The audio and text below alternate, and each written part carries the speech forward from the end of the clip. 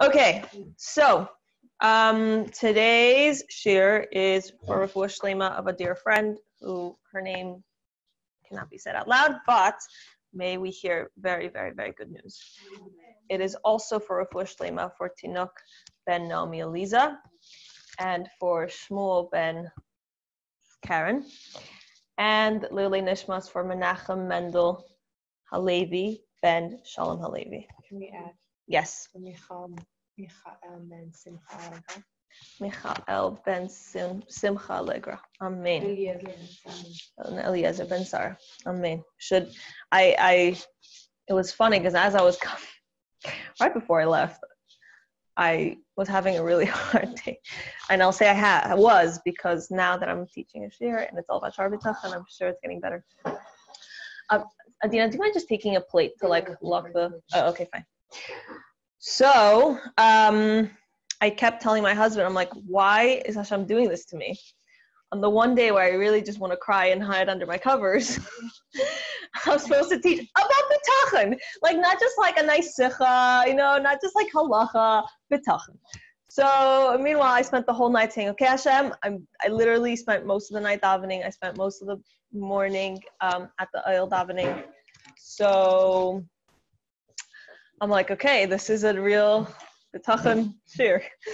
Like, it has to be lived. If you'd like, you can join us over here. I don't bite. No one's sitting here. And this is for you. It's a copy.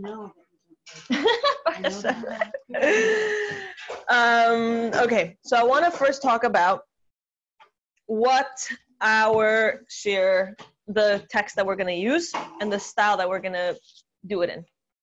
So this text, I want to make a very, very special thank you to neshamas.org for donating their leftover booklets from their program. And being that it was printed, Le'olei Nishmas, Le Ben Nachum, Michaela Bas, Moshe Alav Shalom, and Le'olei Nishmas, Basha Liba Bas, Reb Avram Alav Shalom.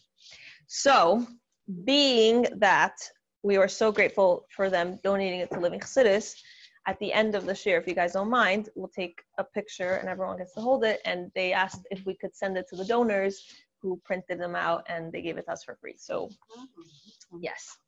Okay, so the reason I chose this, there are many different versions of Shaar HaBitachon, and there's many different, meaning not versions, it's all the same sefer, but there's many different translations with different types of commentary or no commentary or a ton of commentary.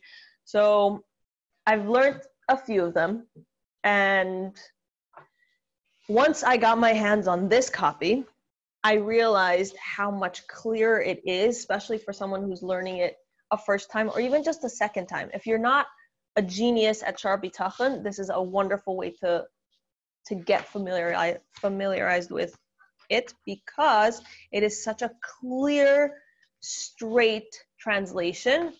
There is, as you can see on the bottom in some of the pages, there is commentary, but it is not so extensive that it stops your reading to start thinking about something else and then have to come back to the main point. And you can actually get a full paragraph in or a few paragraphs in where you actually hear what the author is trying to say. Does that make sense? Also, so we were discussing earlier, there are no art thous and, these interesting, beautifully poetic wording that of many years ago. It's very much simple, straight English, which is another reason why I wanted to do just a straight translation and not English. Because in my opinion, there are two aspects of learning. Either you are learning and translating. So for anyone who's already used to learning and translating, like reading Hebrew and then translating to English, so that takes a certain type of brain to translate and then process what the information is. So Mit Hashem, very soon, whoever would like to and has the skills and would like to grow in those skills, you'll be able to take what you already know about Shaar HaBitachon and then read and translate in the inside, right? But here, what we're trying to do, and this is the reason I called it living with Bitachon, is that we really want to get practical. We really want to understand the flow, understand the concepts, and then hopefully through group discussion, be able to actually apply it. Does that make sense? So as I'm sure most of you know, the flavor of everything that happens at Living Chassidus is that it should be lived. Chassidus can be nice, lofty, and good ideas over yonder, but it needs to be brought down in a way that it's actually lived, that it's applicable, and whenever chas v'shalom you're going through a test, then you know where to go, you know what to do. You may not be able to. I recently had this. I was actually going to call Mrs. Leah Rabashkin and ask her for help, but then the Eibusher gave me answers in different directions. But I recently had this, that I was going through a very big struggle, and I had all the Shaar HaBitachon in here, but my anxiety was still in here. I said, how do I take this to a whole other level? Like, how do I connect the two? You know, how do I really... I can say all the good stuff to myself, but until I'm like actually sleeping at night calmly, you know, it's a different level. So anyway, so hopefully that's the goal. Okay. Somebody asked me, how long is this going to take? Very good question. Usually Living Chassidus, we're able to give a general, like a davening shir within 6 weeks, you know, or this one, I'm hoping that it should be about 6 to 8 weeks. That said, this is our first time ever doing it. So you guys are kind of joining in on the journey and finding out how long it's going to take with all of us together. I think that covers most of it. I don't know if we have a ton of pens, but I think I sent out pens around. There's some pens. And then if somebody who knows my office, you know where the pens, there are more pens if you need more pens. And I think we're going to have to print out more books. Yeah. Okay, so I'm going to print out more books, Bitachon, for next week. Baruch Hashem. It's great. It's a good thing. We are great. Thanks so much for doing that. Pleasure. I hope I'm going to be able to come sometime. Yay. Very needed. Okay. After that introduction, let me explain how it's going to work. So, one idea, the main idea I had was maybe for all of us to go through it together. Some people, if you feel comfortable reading, if you don't feel comfortable reading, also no pressure. And then we would, you know, say, okay, what does that actually mean? Have a little discussion. That said, if you feel that by you stressing out about your reading is going to not help you understand what's being said, so then please, there is no judgment. If no one's judging you on whether you can read out loud or not, our goal is to understand and to process, right? So if you'd like to pass, please pass, okay? It is lots of love in the room. Not to sound hippie or anything, but, okay? Yes, I want nods. Understood? Great. Hi. I know there's new faces, but still lots of love. Okay. So here is what we're going to do.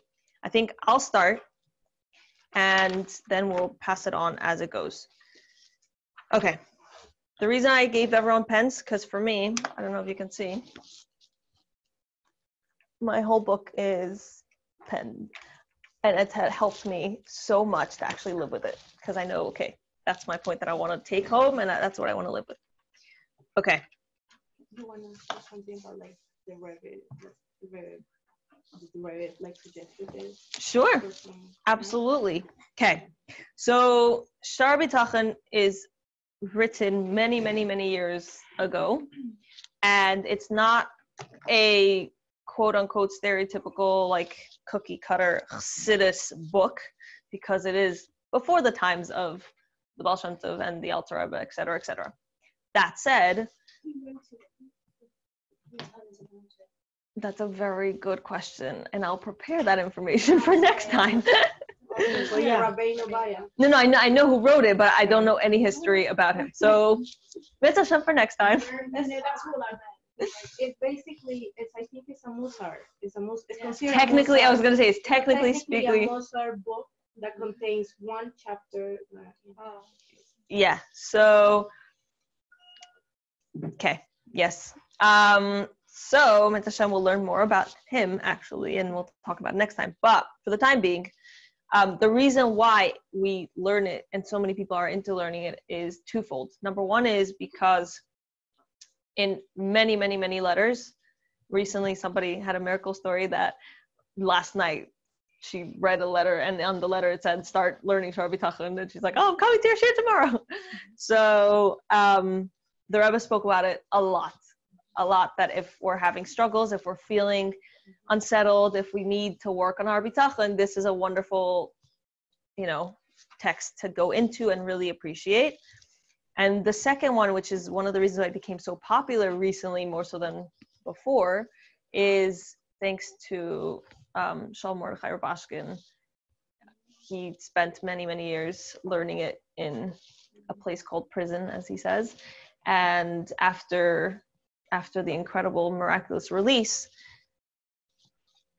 Rabbi Rabashkin said, guys, this was what did it. It works. It can't, from like a 27-year sentence to an 8-year sentence, it works. The stuff really works. So also in Sukkot, we had Mrs. Leah Rabashkin, his wife, speak for us by the Sukkah. And that was actually the day that we gave this out. It was one of the prizes that we gave out for many of the Limit Chassidus members. And she kept saying it works, so everyone better learn it. So that's why we're doing it now. Does that make sense? Amazing. Okay. So Shaar HaBitachon, the Gate of Trust, from Chavas Alavavas, Duties of the Heart, by Rabbeinu Ba'aya. Okay. Introduction. The author says, since our previous treatise, I forgot to explain. As you said, this is one section out of a larger book. So he'll reference other sections, right? Because Shar is a gate. So Chavas Alavavas is the entire book, and a Shar is this particular, volume, section, gate of Bitachon, okay? So it'll make more sense.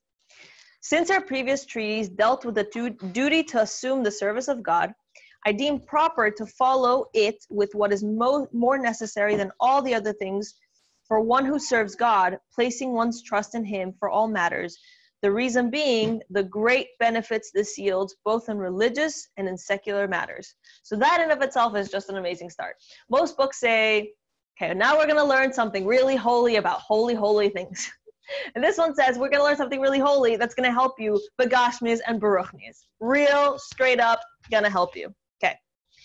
The benefits in religious matters. If you see, okay. Among them, peace of mind and trusting in God as a servant must trust in his master. Because if one does not place his trust in God, he will place his trust in something else. And whoever trusts in something other than God, the Almighty will remove his providence from such a person and leave him in the hands of the one he trusted. And he will be as if it was written, for my people have committed 2 evils. They have forsaken me, the spring of living waters, to dig for themselves cisterns, broken cisterns that do not hold water. Okay, so that's number 1. And I'll give you a heads up about every single text, including Tanya. No. That's amazing.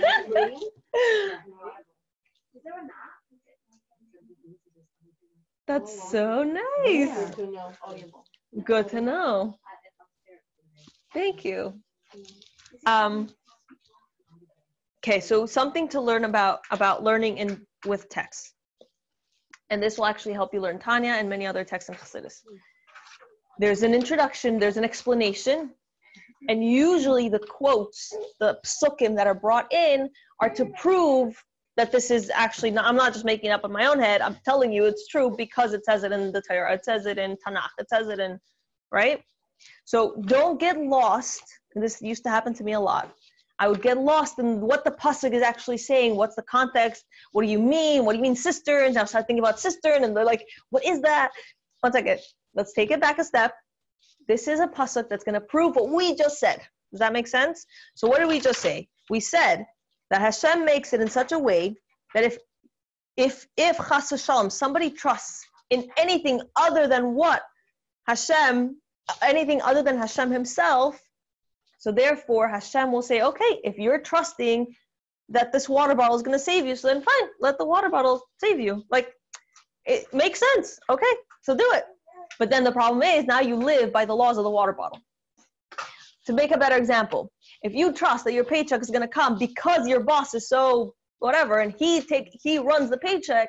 So therefore Hashem says, okay, fine, if you think your paycheck is coming from your boss, so then okay, let the paycheck come from your boss. But just realize that your boss is not as kind, as giving. He also has his hard days, and he has his lack of sleep. And so then you're living by the rules of where you put your trust into it. Does that make sense? Okay. So the next quote.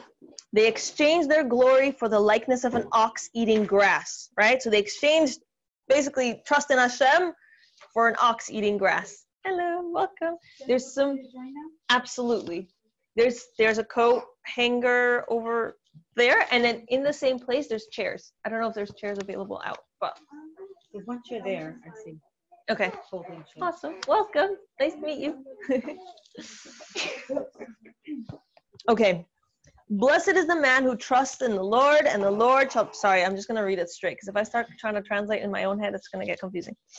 Shall be his refuge, right? So not only did we show that the negative, that they exchanged their trust for Hashem for something else, and so therefore, okay, you're going to trust the ox, fine. So then live by the laws of the ox. Not only that, but now we see how much more so we should be blessed when we actually trust in Hashem. Praiseworthy is the man who made the Lord his trust and did not turn to the haughty and those who turn to falsehood. Cursed is the man who trusts in man, who makes flesh his strength, and whose heart turns away from Hashem. Okay? That makes sense? Yes? I think the Psukkah are kind of bringing out that there's like two problems with like not having Bitachon, but it's like you're leaving Hashem behind, and then you're also like choosing something else. Yeah, which is what he said in the previous, like in the first page. It says, because if one does not place his trust in Hashem, he will place his trust in something else. Right? So it's like both sides of the coin. If he places his trust in his wisdom and tactics, physical strength and industriousness, he will toil for nothing. His strength will weaken and his tactics will fall short of accomplishing his desire. As written, he traps the wise with their own cunning, that their tactic result in bad instead of good. And this is one of the commentary. And I returned and saw under the sun, the race does not belong to the swift, nor the battle to the mighty. Neither do the wise have bread, nor do the understanding have wealth, nor the knowledgeable favor, for time and chance happens to them all. Which is so intense, but it's so true.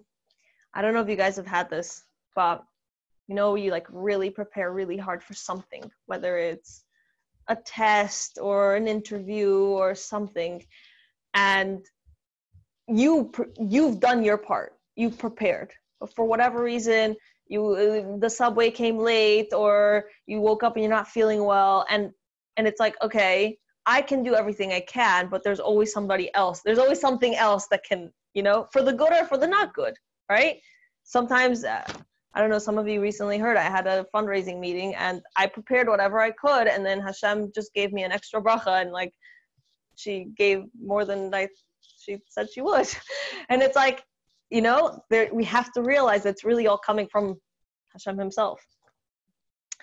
And the young lions suffer want and are hungry, but those who seek Hashem lack no good. Okay. If he relies on his wealth, everyone okay? Any questions so far? Do you guys have a book that you can share? I'm gonna print more.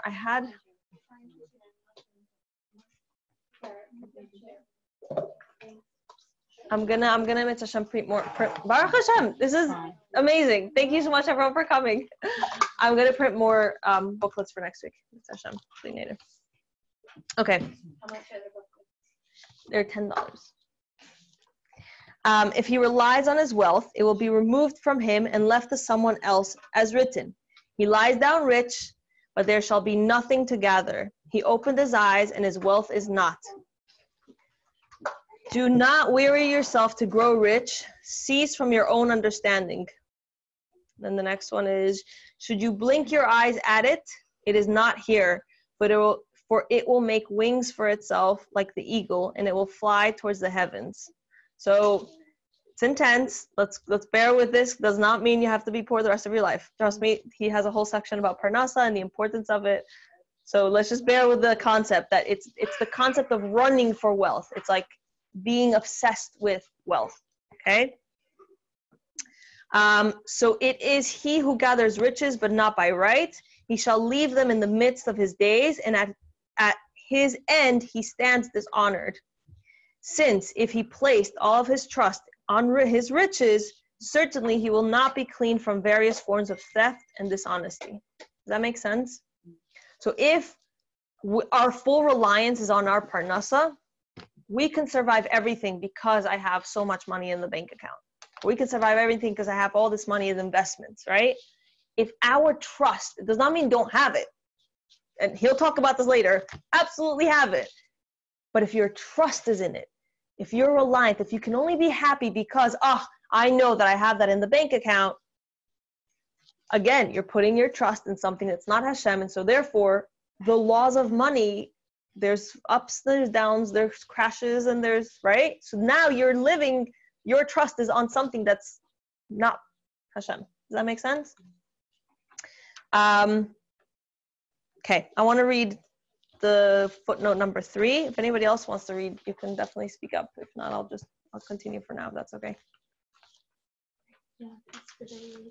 Oh, okay, fine. Read slowly. Okay. A person thinks that if he attains great wealth, he will be free of worries.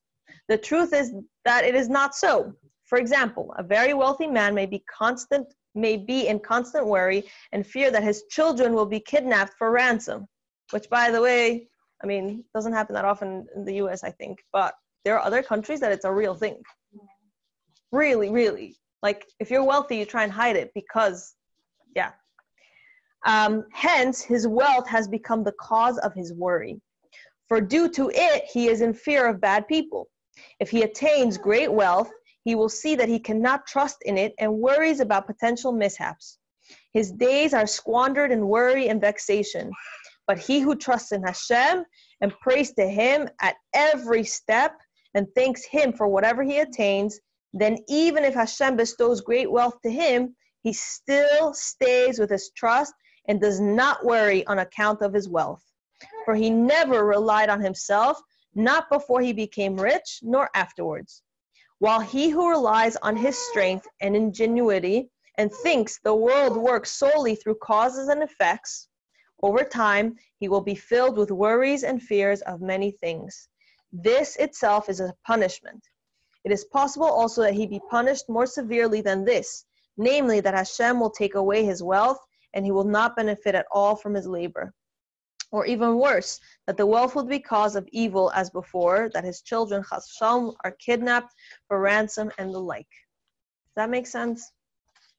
So, our main job, and this is going to be the topic of this entire share, is to realize our trust needs to go into Hashem and just Hashem himself.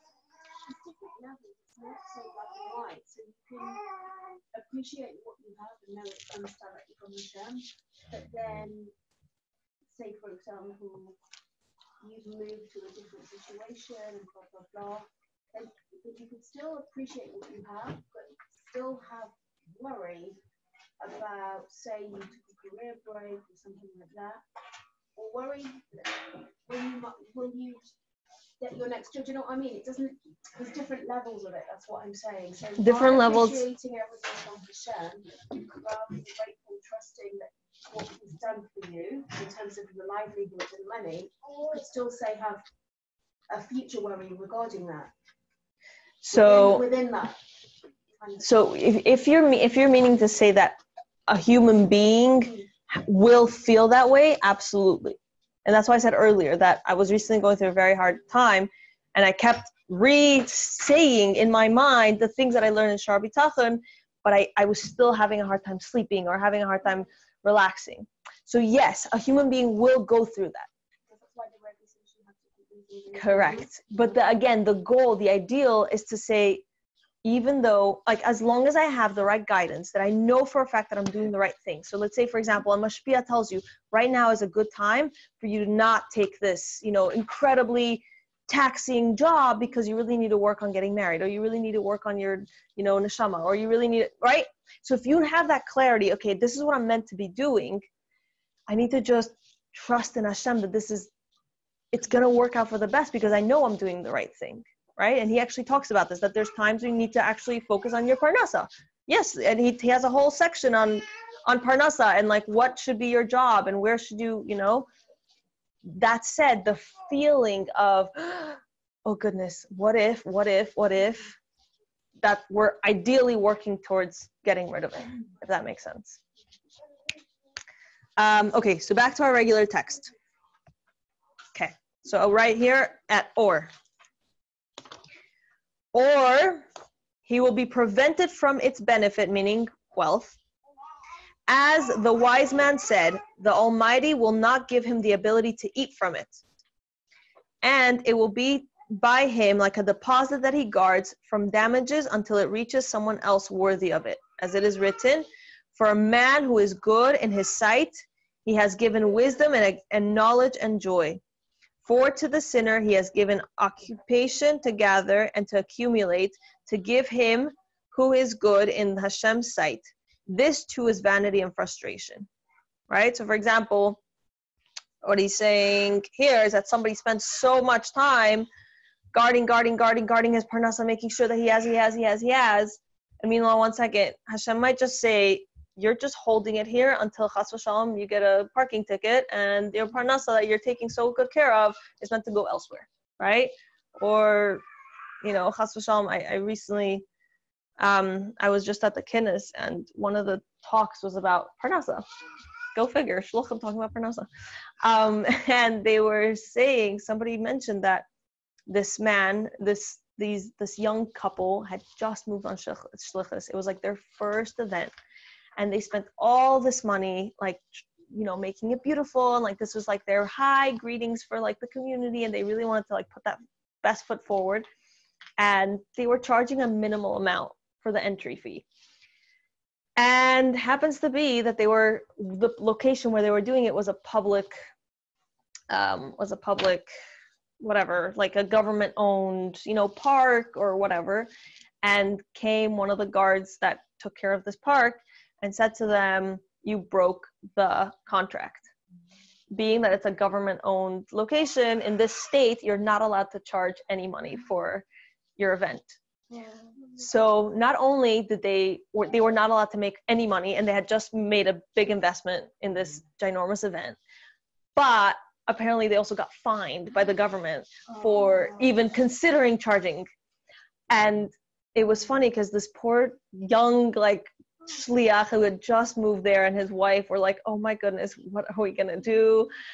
And this man walked in, and apparently I personally didn't know his name, but apparently it's a well-known person either among shluchim or among Lubavitchers, I'm not sure, but he's been through a lot. Like, many family members have gone through illnesses, and many, have passed away, or et cetera, and this person walks in and says, I know this is hard, and I know that right now you're like feeling really unhappy and uncomfortable with the situation, but you should know that if it's a problem with money, that can always be fixed. A problem with other things such as health or, that other type of stuff, you can't pay off. You can't pay that off. You can't put it on a credit card and like some donor at some other time is probably going to help you out with it. It doesn't. So it gave a lot of perspective on how much time and effort we really spend on like feeling that security from that money in the bank. Does that make sense? And Mitzvah Hashem, no one should ever go through that or ever have to feel this way, but it just gave a lot of perspective. Okay, so the next, after Koheles, we're going to and he will prepare, but a righteous man will wear them, and the pure shall divide the silver.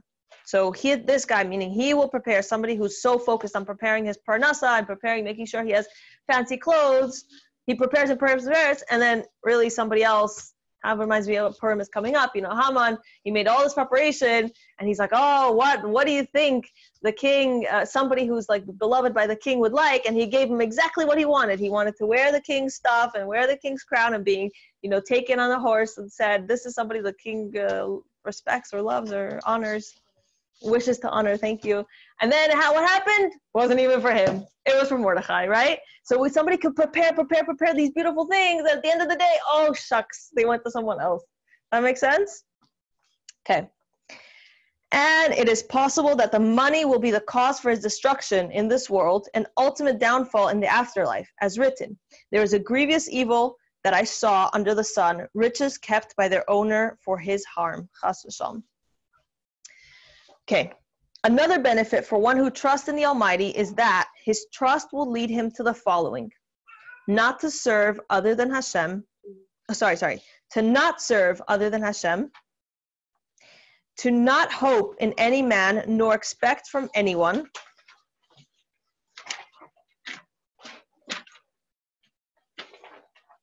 To not work to win their approval. And again, we're going to have a later discussion about this later. It doesn't mean you have to be not a mensch. Obviously, you have to be a mensch. You do, but it's a different feeling. Right, but it's not coming out of my self-worth is based on somebody else's approval of me. Right? Very different. When you're a mensch, because this is a chelik al-kal mamash, this is a piece of Hashem, they need respect. Of course, whoever is in the street, whoever is I see, of course needs respect. But if you're, you know, high school sucking up to someone, it's coming from a lack of, oh, one second, my self-worth is based on somebody else's thoughts about me. That makes sense? So to not flatter them, to not agree with them in what is not the service of Hashem. For example, going to their time-wasting parties. Another good Purim story. All these Yidden trying to improve the connection and relationship with King Achashverosh. They went to all of his parties and it wasn't coming from a good place. To not be afraid of their matters. To not be afraid of disagreeing with them, of not conforming to their ways, to not be afraid if they quarrel with him and outcast him. From the burden of expressing gratitude to them, and from the obligation of paying back their favors. And again, it doesn't mean don't be a mensch. Obviously be a mensch. It just doesn't come from this lack of trust. And therefore will not need to flatter them or join them in what is not the service of Hashem. Okay, I want to read footnote 4. Okay. You guys okay? I feel like I'm like rambling, but yeah, making sense so far? You're doing great. Okay, thank you. Thank you. He endeavors, okay, footnote number 4. He endeavors, and by the way, if anything sounds amazing, just underline it and you get to live with it much more, in my opinion. He endeavors and does everything he can to not need others and not to enclose himself in the favors of others. That is huge. For this would place him under an obligation to toil to express gratitude to them and to also make a return, as it is proper and obligatory to pay back a benefactor with good. As mentioned earlier in the beginning of the third gate, rather he desires that Hashem alone be his benefactor, and that he thanks only him. Okay, I want to give a short example of this. Many of you know, or will know very soon, Living Chassidus is doing a fundraising campaign soon, the next 2 weeks. And I've been meeting with a lot of donors. And it's such a shkacha pratis that I chose out of the blue for my birthday to start learning this a few months ago. And before I walked in, somebody texted me and said, okay, gatzlacha, like, good luck on your meeting. And I said, I need to do my part to find out through which path Hashem is going to give us the parnasa.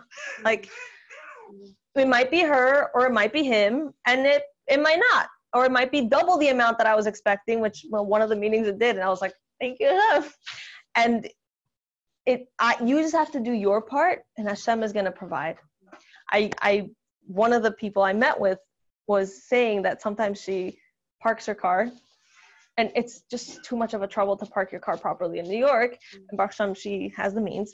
So she says, if I get a ticket, I just paid for my parking.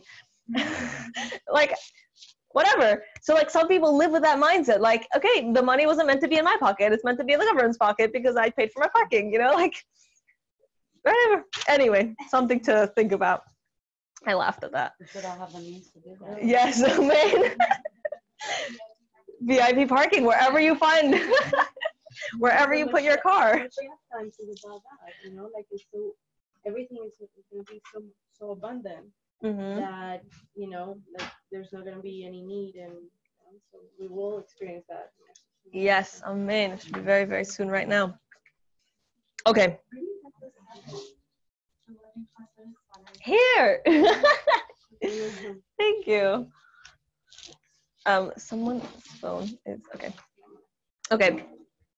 So we were at number 4. Okay, here we go. Back to if he rebukes. Okay, we're back at the regular text.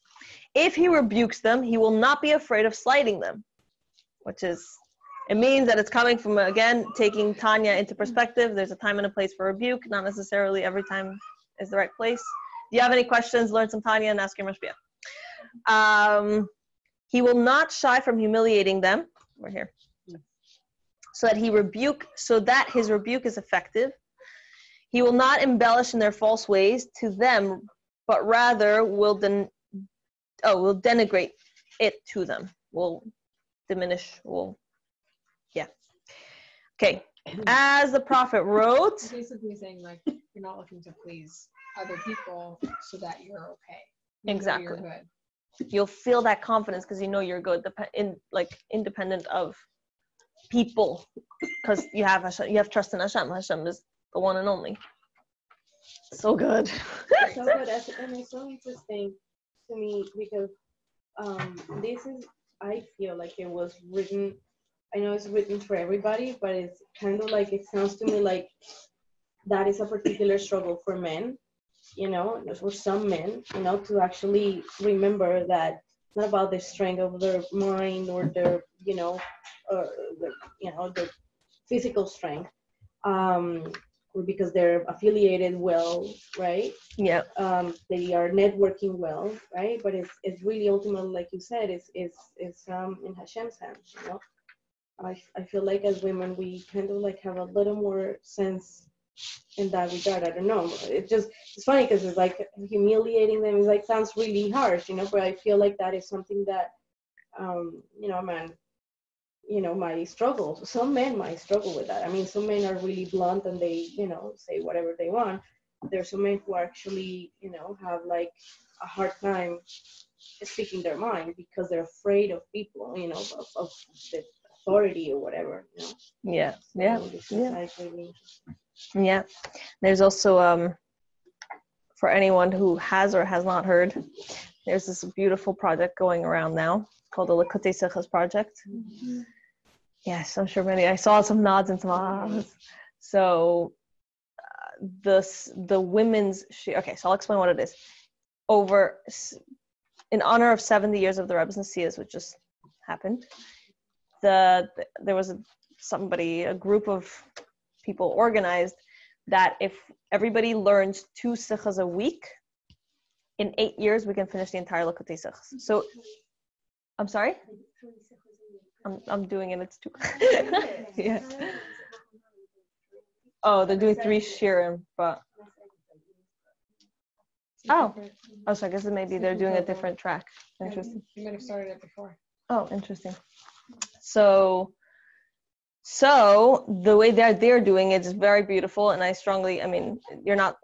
just started, but they have all kinds of shirim. They have 10-minute shirim, they have 6-minute shirim, they have half-an-hour shirim, they have a woman's shir for the sichas. It's really beautiful. So the woman's... How do you know?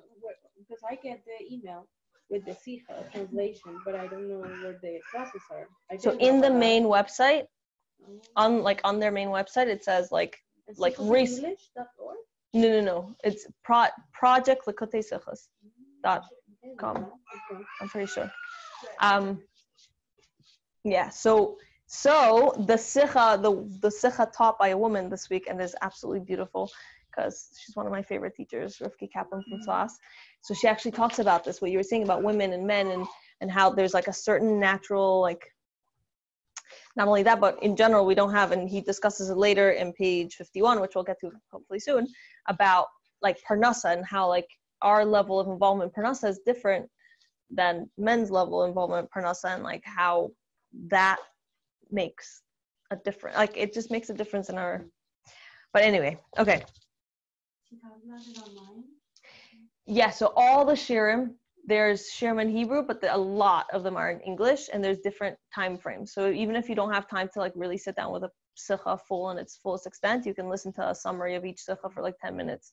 There's also women's, it's the same sikha, but like just hearing it from a woman, sometimes she gives something. Like this week, she talks about like, you know, because the sikha discusses perfume and jewelry or something, and she goes, okay, it's a woman's shir, so let's discuss it. You know, it was really, really beautiful. Yeah, so I strongly, you know what, even if it's Erev Pesach, you can listen to a 10-minute shir.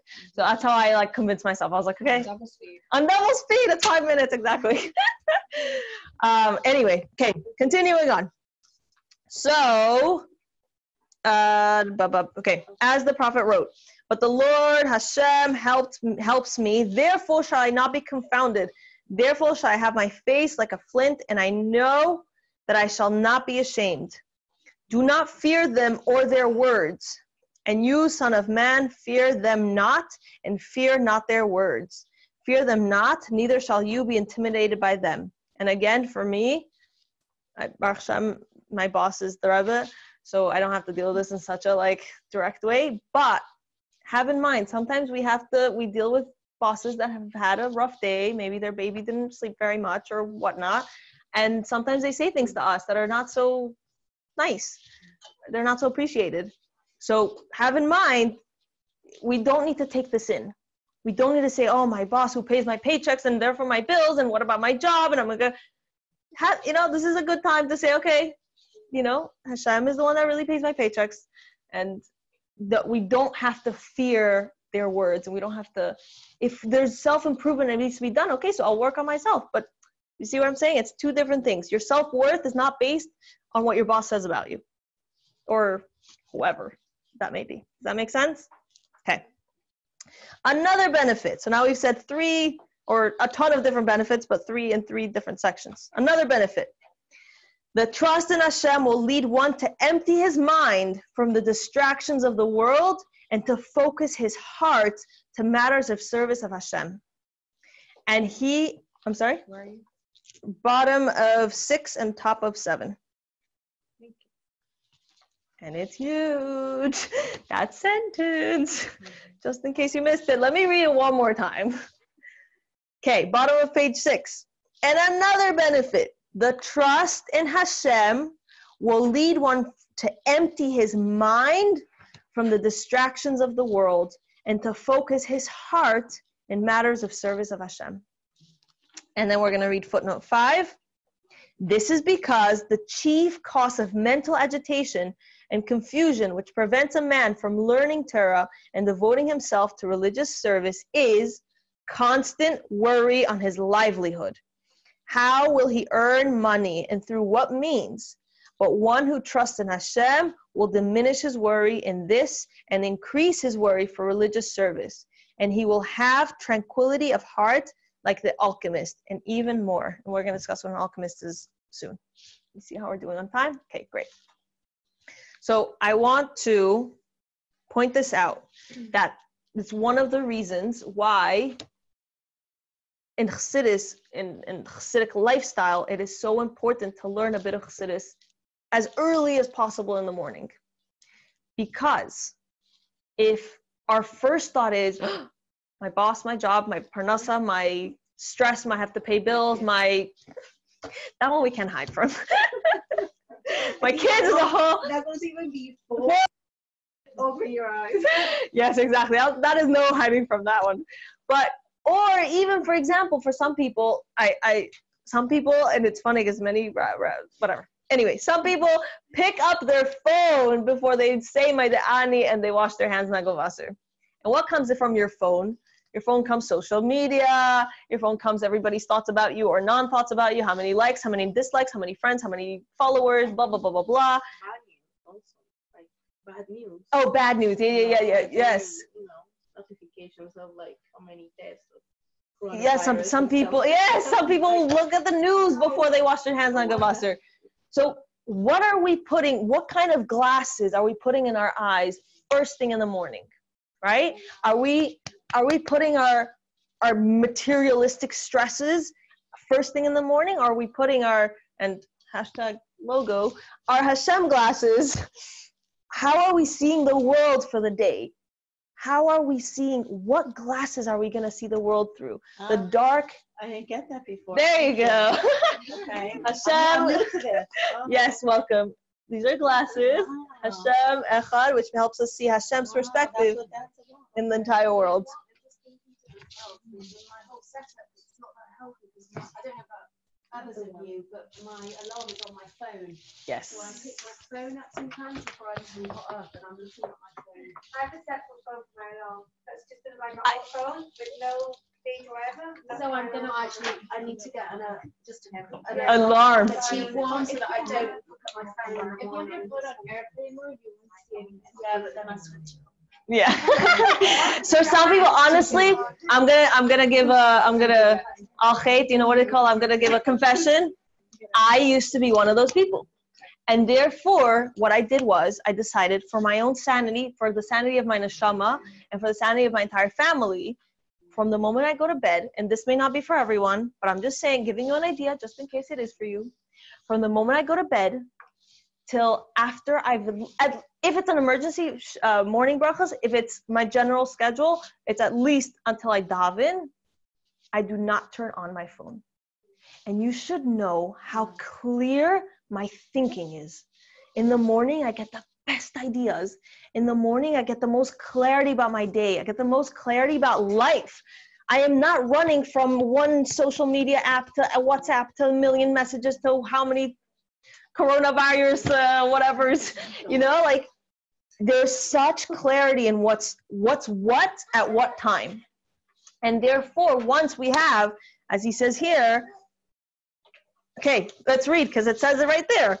And he will be similar in his peace of mind, tranquility of heart, and few financial worries to the alchemist. And we're going to discuss what an alchemist is.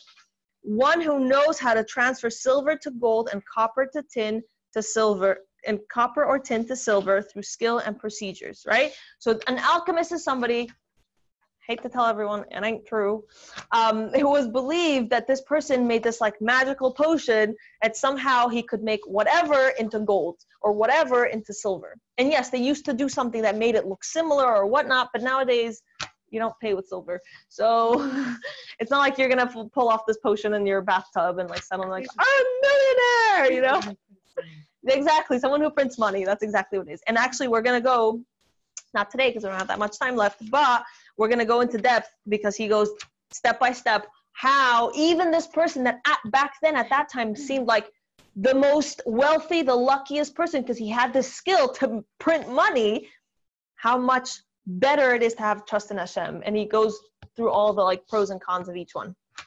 Not cons. There is no pro to being an alchemist. There's only pro to trusting in Hashem. But anyway, bottom line is that's what we're going to go through.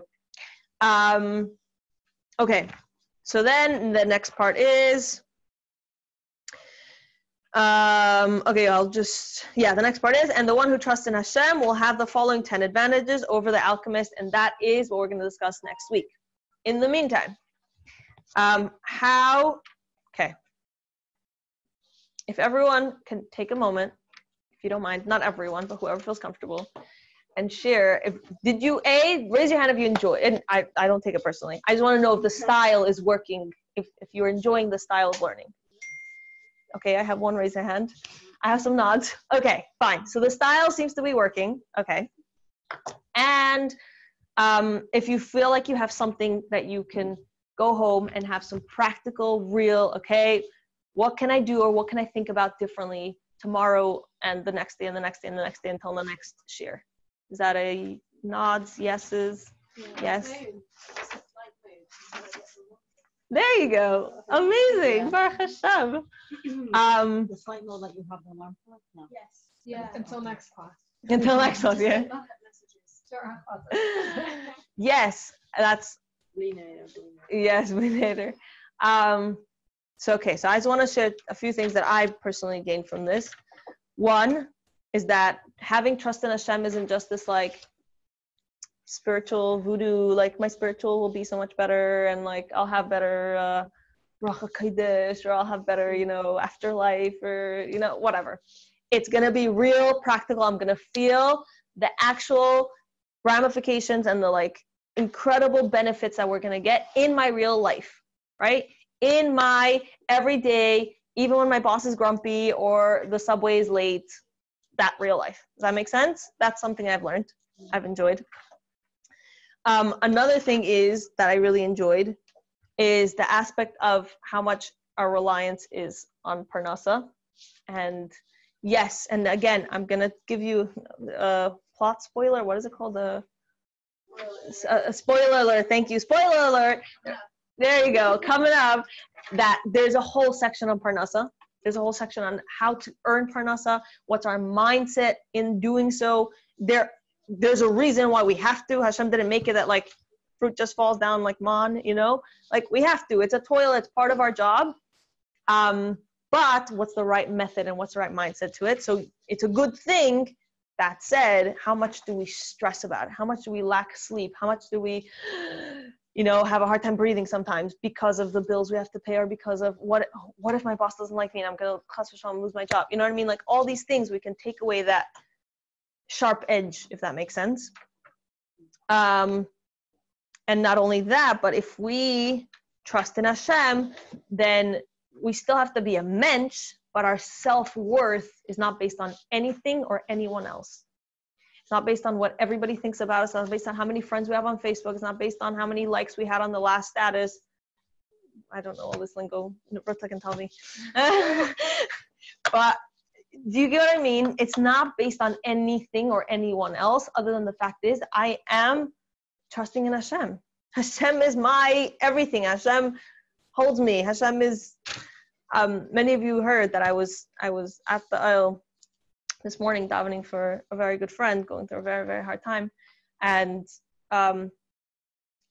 there's an organization which is part of like the Americas, which helps the shluchim, which is called Chabad on Call. And Chabad on Call takes care. It's kind of like a whole new shluchus that started over the past few years of like there's like chaplaincy for like the army. So there's also chaplaincy for hospitals. And so there's a shliach in major cities, and a lot of major cities that have, or even smaller cities that take chaplaincy over certain hospitals. And when there's a Jewish person in the hospital, that shliach comes and like takes care of all of their needs, spiritual and physical. So Chabad on Call came out with, and I'm a little attached, but they came out with an incredible little Tehillim, which actually, if you don't mind, it's in my bag. It's a little booklet. I want to show it So in addition to the regular chaplaincy, there'll also be a Chabad person? There's sometimes like a chaplain person who's in hospital. So in addition to that, there'll be a Chabad So now a bigger, but that's the idea. There, that one. Yes, thank you. So yes, they're trying to help shluchim also have like chaplaincy in hospitals so that they can be there to help. In addition to the non-Chabad chaplains. So it depends. Certain hospitals, like in Yehupitzville, may not have a non-Chabad chaplain, so the shliach is the full chaplain. So they came out with this beautiful Tehillim, which is selections. It says on the bottom, from the depths, Mi'amakim, selected Tehillim and Jewish prayers for healing. And so they bring it to the person who's either sick or the family member who's there, and it's selected specifically for healing. So,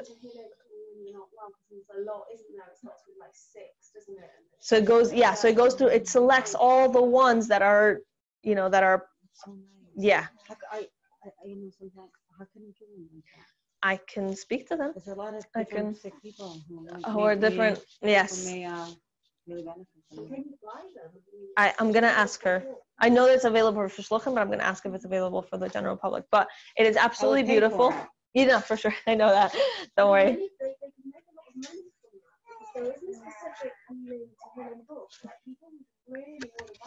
Right. I never. Have you seen it? I have not. So I'm gonna speak to them. I'm actually really good friends with the director, so I'm gonna speak to her. Yes. Maybe that could help your organization. Maybe not. I'll ask her.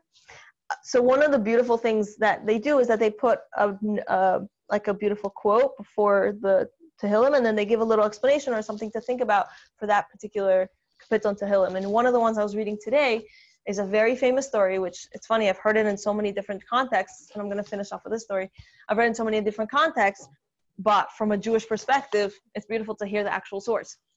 So there's a story of a child who there's dogs chasing from behind, and so suddenly his father he's standing in front of his father, and his father's protecting him from the dogs. And then as they're walking, and he's walking in front of his father because Baruch Hashem, the father's protecting him from the dogs, suddenly there's a robber, I think, or a thief, and he's coming from the front. And so suddenly, his father switches and puts him in the back, and then the dogs come back, and so suddenly he goes, 1 second, where are you? Like, my father, like I was just, I felt so, I was feeling so alone, and suddenly now I'm getting it from both sides, and I don't know where Hashem, our Father, is. And the end of the story goes that Hashem says, look down, or the Father says, look down, you're on my shoulders, I'm protecting you even to such an extent. So that for me is a certain level of bitachon, that sometimes we feel like we have something coming from behind, whether it's something coming from our past and there's chasing at us, and something either I did or something I didn't do, and there's something, a fear of the future, like what if this happens, what if that happens, what if tomorrow, and we're getting it from both ends. And we have to realize that sometimes we may not feel like Hashem's holding our hand, but in reality he's just carrying us. We're on his shoulders, and yes, we see the front and we see the behind, but he's taking care of us. So I wanted to leave off with that beautiful story, and if I find it, I can tell you exactly the pleasure. I'll ask you about that next time. Yes. Definitely be happy to buy it. I'm gonna speak to her. She's a really good friend. For everyone that missed it, today's share is for a refuah shlema of a very, very good friend. Her name I cannot share yet, or I cannot share, but she should have a refuah shlema. She was in a very scary situation. And for refuah shlema Tinok ben Nomi Eliza, and for refuah shlema for Michal ben Simcha Allegra, Eliezer ben Zara, and Leolei Nishmas Menachem Mendel Halevi ben Shalom Halevi. Oh, thank you. Shmuel, refuah shlema for Shmuel ben Karen. Okay. Being that we have the amazing living Chassidus and we have this incredible tradition of taking selfies, join us in our party for our Shaar selfie. And if you want to hold up your Shaar HaBitachon, if you want to hold up your Shaar HaBitachon, and we'll say thank you to our kind sponsors who made the book and helped us with it. Is everybody in? 1, 2, 3. Thank you. One more. 1, 2, 3. Yay. Thank you. Thank you so much.